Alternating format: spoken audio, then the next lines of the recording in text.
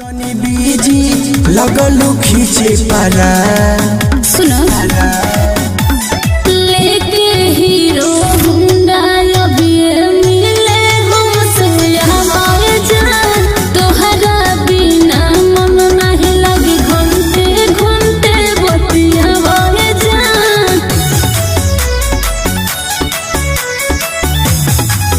बतिया हमारे जान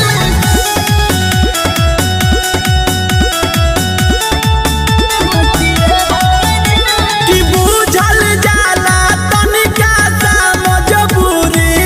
सोना अच्छा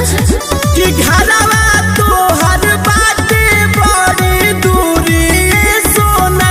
हरे बात के बुझ तो उसे का हम कुछ नहीं